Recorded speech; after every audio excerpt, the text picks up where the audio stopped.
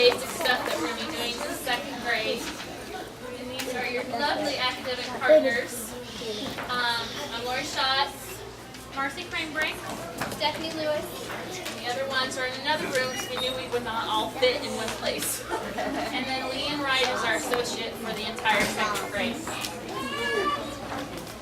Arrival and dismissal, your favorite things. It's same as last year. Lower school begins right at 7:40. We want your children in the classroom by 7:40. We begin work at 7:40. So anytime that you're late, we understand, yes, the interstate backs up. We all know that. Or appointments or whatnot, but you can shoot us an email and let us know that you're going to be late. Any missed work will need to be made up. We do DOL, which is daily oral language, which is correcting sentences, grammar, spelling, punctuation, just a little bit of everything. Sometimes we do journal entries, sometimes we do little math problems here and there. So it's very important that they are here by 7:40. 7:50 is when they will be counted tardy. You will need to go into the office and sign your child in before they come into our classroom. When we do attendance, it's all done on Edline, and if we count your child absent, not knowing that they had checked in the office, Debbie can go back in and correct that. So your child is here when they are here. Let's see, dismissal begins, let me go back to arrival. Please keep your child in the car until there's an AP out there. If there's no one out there, your children are not going to be supervised and they stand at the door, and it could be a dangerous situation. So please make sure your children stay in the car until you see an AP out on arrival. Let's see. Dismissal begins 2:20. You may start to arrive on campus at 2:10. Please have your car tag in the window. If you're trying to get on a Wave 2 card or Wave 3 card, they're not going to let you in, so don't try it. They're going to be strict on that so it runs smoothly. Also, if your child has an afternoon appointment, you need to have them picked up by 1:45. No later than 1:45, because that might mess up car line, and we all know what happens when that happens. Also, all the arrival and dismissal is on Edline. You can go under Pine Lake's main page. It says arrival dismissal procedures for 2010 or 2011-2012, and it will explain Wave 1, Wave 2, and Wave 3. Most of you are actually going to be either Wave 1 or Wave 2. Also, please no cell phones, use of laptops. We've seen everything. We are wanting safety for your children and also our APs out there. There's been several close calls, people on the cell phone not paying attention and sort of just rolling and getting very close to hitting cars in front of them, or APs that are out there trying to get your children in the car. So once you hit campus, no more cell phones, and yes, laptop usage. I know, it's seriously. Okay. This is just a synopsis of the things that we'll cover in science this year. Some of the fun subjects that we'll look at include seasons and insects, the human body. Big unit on magnetism, that one's a fun one.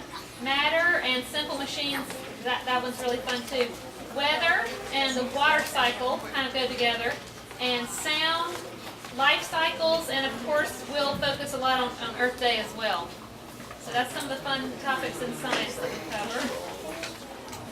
And social studies, here you see we're going to look at geography of North and South America and American symbols and figures. We'll talk about the Constitution, the War of 1812, westward movement, ancient India, and study Japan and China, the Civil War as well as the War of 1812, and civil rights leaders, immigration, and also ancient Greece. Wow, that's a lot we cover in second grade. Woo! I'm not taught that much in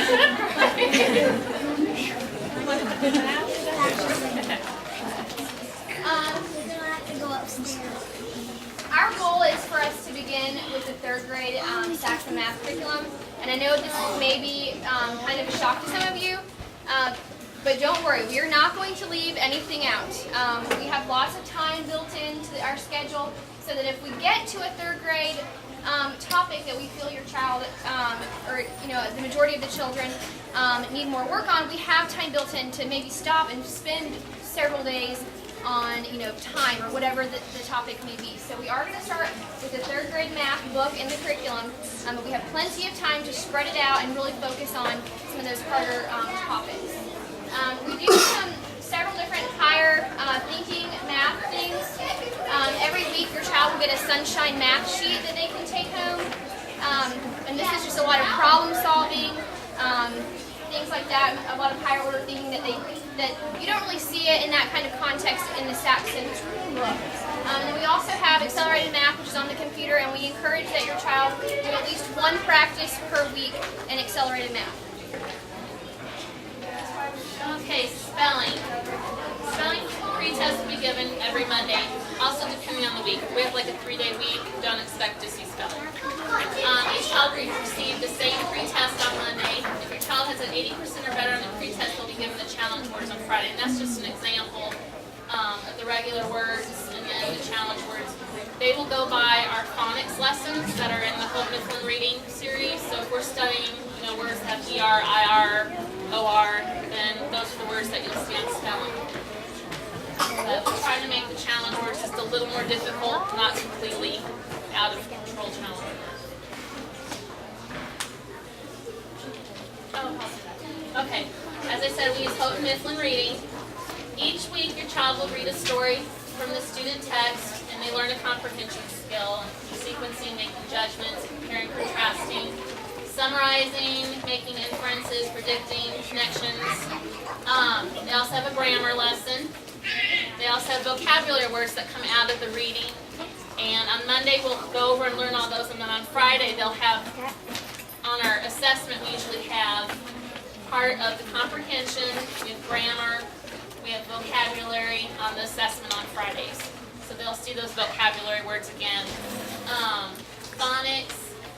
We were going to do a phonics lesson during, and we'll go over this a little bit too, our learning stations, which we all know as centers when we were younger growing up. We call them learning stations now. And we'll have a phonics lesson that goes along with our guided reading. And guided reading is when we pull small groups that have similar reading abilities that we work with. And some of your students might not need the phonics skill because they might have it like that, whereas others are still needing that phonics skill. So just depending on the student will be whether or not that they're getting that phonics lesson. And then I said on Friday they'll be tested on each of these skills from the week's lessons. Okay, so some of the learning stations that Ms. Schatz mentioned, for which some of us will utilize parent volunteers, include a writing station, reading comprehension, grammar, as she mentioned, math, and a science social studies station. Guided reading, which would be with the teacher, the AP. Mirror time, drop everything and read. We're going to add this year a Spanish station as well. And Mrs. H has some wonderful ideas for us on that. A computer station, some science experiments, art, listening, and handwriting are some other learning stations that we may incorporate this week.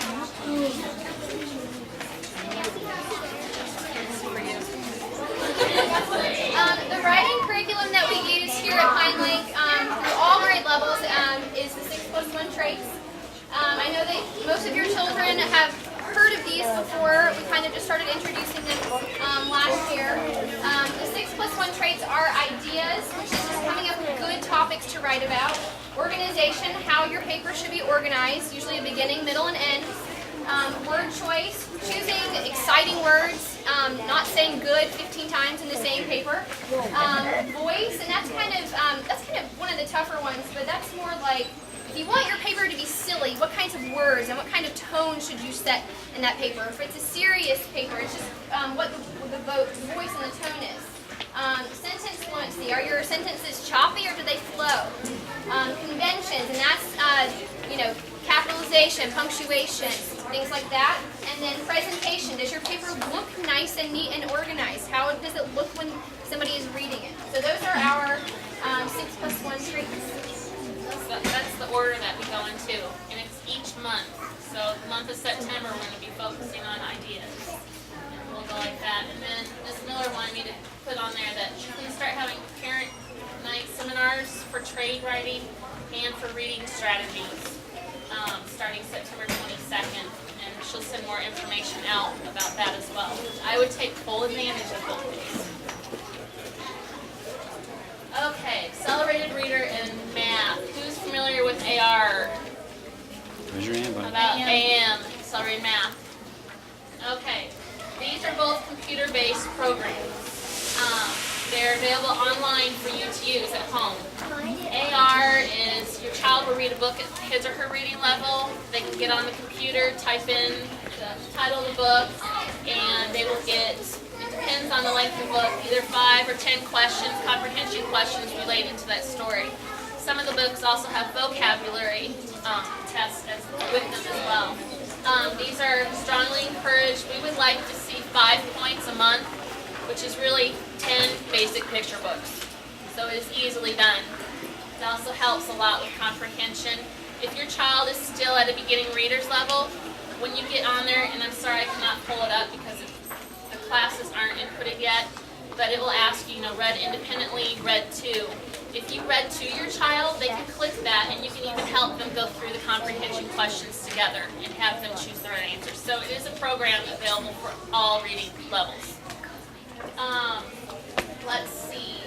At the beginning of the year, probably next week, your student's going to take a STAR test. This is also on the computer. They're given sentences with words left out. They have to find the correct word, and they get harder and harder and harder. And it will give us a reading level, like a 2.2, which is second grade, second month, to a 3.2, which is third grade, second month.